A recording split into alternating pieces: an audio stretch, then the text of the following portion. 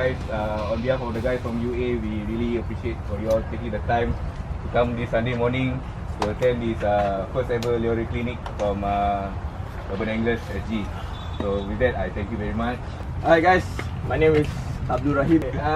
Basically what we're gonna share with you guys today, there's no right or wrong. I believe this is my personal belief, there's no right or wrong in fishing.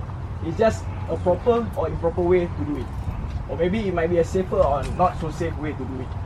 So with that, I begin with the proper safety aspect of fishing. Not really proper just a safe way to fish.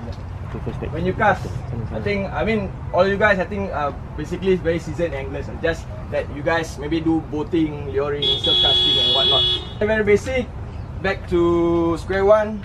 Before casting, always check your blind spot, left, right, and or any structures surrounding you. Because you know nowadays we have those ORTO watch society, waterway watch society. We don't want to create any friction with them. So because as a community, I believe we do foresee our angling community till a certain extent. Like for example, hardcore surfcaster is here today. They are doing the luring by the bay. So if we were to do this kind of unnecessary things like for hooking the otters or some other nuisance act, it's going to be hard for future organizers to send in their proposal to create this kind of future events, not for them but for all of us. Okay? If you guys got anything to share with the participants today, or you guys got anything to ask, we can always shoot and cross one another. No worries. And then another thing on top of personal safety, we talk about when you're handling the fish. For the seasoned guys, I believe to some extent you all know what you need to do. But for the new guys, try your best not to handle the fish by bare hand unless you're super confident. But I highly recommend don't do that, especially when your lures have trebles and whatnot. So best lip grip the fish, use pliers, avoid using your bare hands so that no unnecessary mishaps occur for you guys. In terms of setup, you guys can basically use anything that is comfortable in your hands, be it bait caster or spinning. Right now, I believe a large number of you guys are using light setup, mostly spinning setup, which is ideal in urban conditions like this, because based on personal experiences and whatnot, the fisher prefers smaller profiles. So at the end of the day, in terms of what setup to bring to this kind of setting, which is urban, is down to angler's preference. You want to play heavy, you can. You want to play light, you also can. You want to headline, you also can. Yeah, the difference between spinning and BC. Because some of us might want to know why most of us love to use BC, why some of us prefer to use spinning. Is it because of the difficulty level, or is it because of their convenience, or is it because of the specs? Okay, I mean, create certain reels and models with various specs for a reason. Okay, I mean, it started off with spinning reels and whatnot. Then again, that's how we all begin with. But then, when in terms of luring, we are here because we want to learn how to lure in the urban or our local reservoirs. So, why BC? I believe BC gives you a faster reaction timing. When you want to cast lures, you can just jump up your tamba and always press again and recast for the next time when you see a rise, when you see a pair, when you see anything that seems very conducive to cast at. And compared to spinning, it takes a slightly longer reaction time. You gotta open the bail, finger some of the line, and then you make the cast. General, because I want to cover very, very general topics on fishing. I don't want to go deep. I think some of you guys might know things better than we do. So yeah, we just keep it very general, very informal. So that about setup. I think it all boils down to your budget as well. You know, certain people might not be able to afford a big caster that's expensive, but they go for spinning reel or whatever. Pros and cons for a new guy, maybe a spinning reel would be good. Yeah, stuff like that. But once you start to get more technical, then to each his own. Some can really pitch very well with spinning, some can no right, no wrong. No right, no wrong. Yeah, no right, no wrong. Urban type of fishing, how many pound leader that you all normally recommend? Okay, some people actually say the fishes in urban are leader shy. Trust me, but I've used like 40-pound main braided without leader, and it's a very bright colours, like I think orange or yellow, and I still get the fish to bite. But then again, of course, the leader comes down to what poundage of main line you are using. So if you are using, it's a basic rule of the thumb, like you are using 10-pound main line braid, then maybe you can use like 12-pound leader.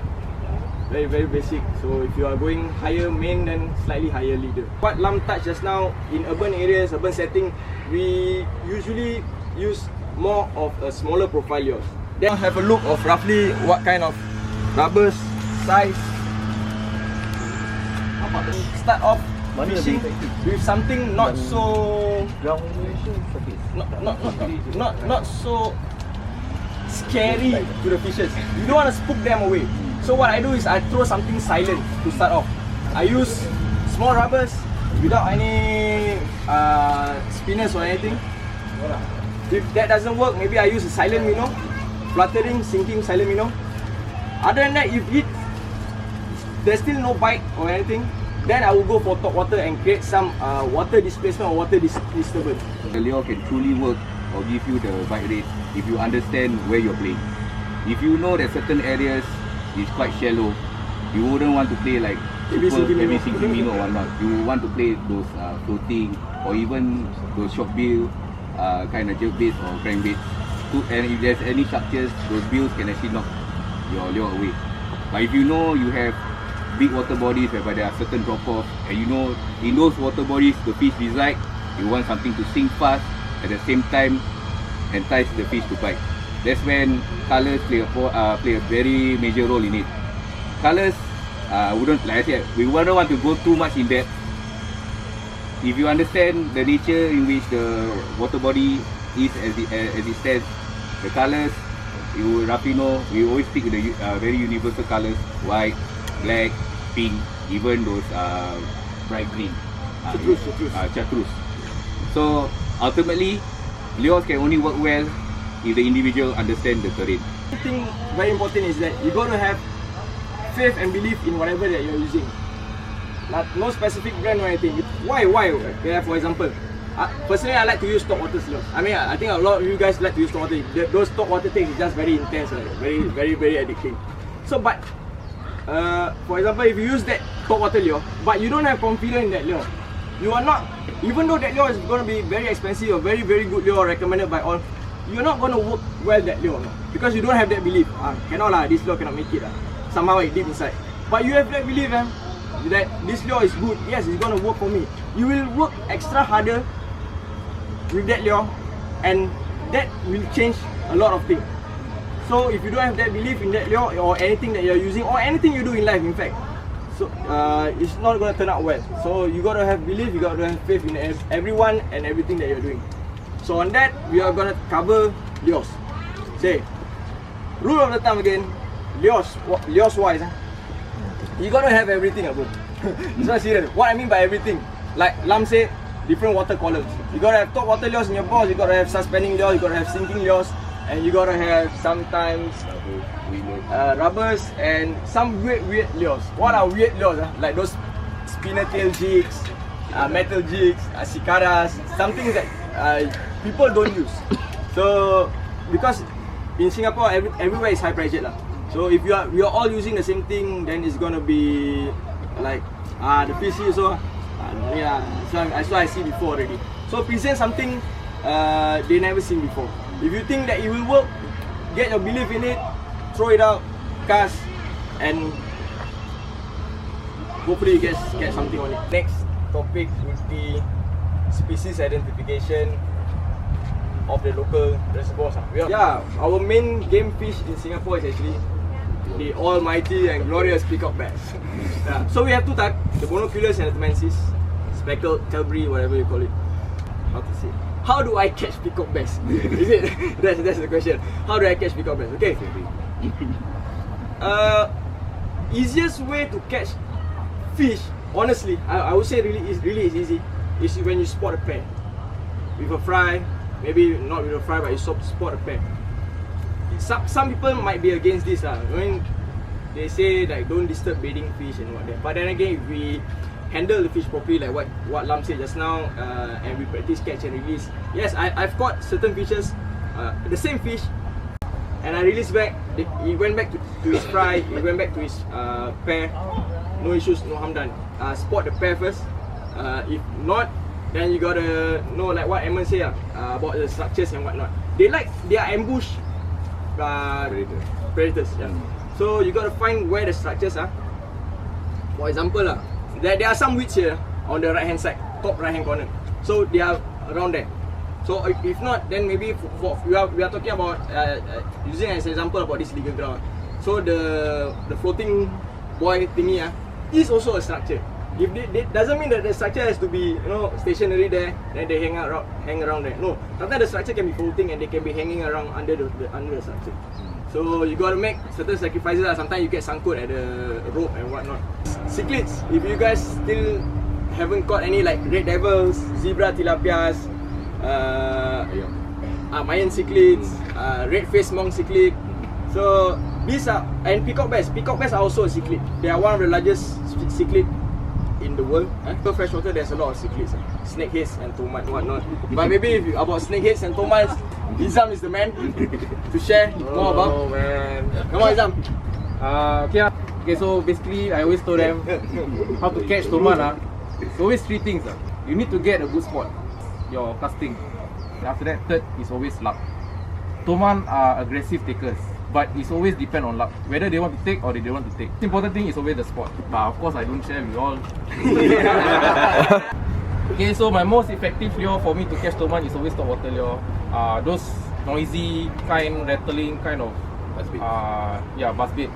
But so far I've caught toman on those top water pencil like Storm Arashi, the duo release pencil, and of course the latest one is the bone hoverjet. Okay, hoverjet is good. Reason why, because it's dual function. You can either use it as a prop or maybe as a working pencil lah. Okay, so these are the two of the most effective ways. Okay, so recently I got my own teammates who have yet to catch a toman, which is Azri here. So he been wanting to get one, so I brought him one day to spot and I guide him along the way, and he managed to get it. He managed to get it. Okay, he did hard work and stuff. Yeah, I was there with him, I guide him along, and then managed to get one. Obviously, sports makes a lot of difference. Imagine you cast here, you think got toman. That's why I said it comes to luck. Okay, so certain area, toman like to hang around those very calm waters, those kind of like a cove kind of area. Okay, because usually how they work, what I noticed how they work is first light. Usually they will go and hunt for they hunt for food. Usually then after that, roughly in the afternoon, hot sun, they don't usually go up. They will just hang around one corner near to the banks. They just stay there, not doing anything, or maybe they do meeting, but meeting is usually got a season lah. Okay, after that, usually last light again. That's where they hunt again for their food before they rest for the whole entire day until the next day, first light. So that's why my team is called first light, first class lah. Different. Okay, setup is a bit okay. I've hunt toman using Rapala Vaxi Trailblazer 4-piece rod, 10-20 pound line. Main line maybe I've tried using 10 pound to 15 to 20, 25, 30. Out of all this range, I believe the best is always main line to be 30 pound, then the leader to be 40 pound. Toman take, they usually will hide under some structures or to the weedy area. Yeah. So you need those quite a strong rod. For hunt toman, I usually use the extra heavy rod. You get a toman, you need to set at least 1 or 2 times. Their mouth is really bony, so you gotta set a hook hard. So you can't use a flimsy rod to go and set. To use at least a extra heavy rod. So the tip will be at least much more stronger. Yeah. So that's about it lah. Alright guys, I don't know if you can hear me, but we have just ended the during clinic talk inside the shelter, and now we're gonna start fishing. A lot have been said, a lot have been explained.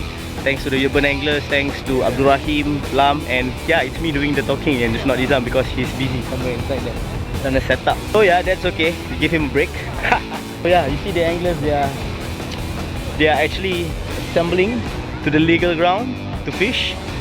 So that's where they're gonna imply whatever they have learned, whatever they have asked, and the knowledge that they have acquired right inside the shelter. So now they're gonna try to imply on the legal ground. We are at the Marina Legal Ground A for the clinic. Okay, for now. So there's nothing much to say. We just see who catches a fish for later on. So yeah, see you.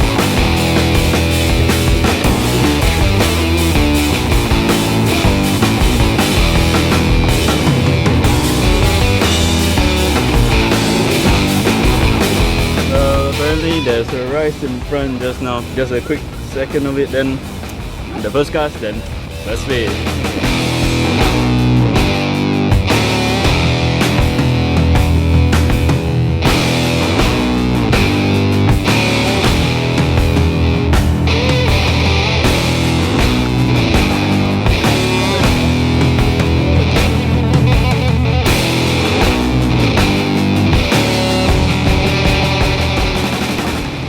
Hey guys, the end of the event.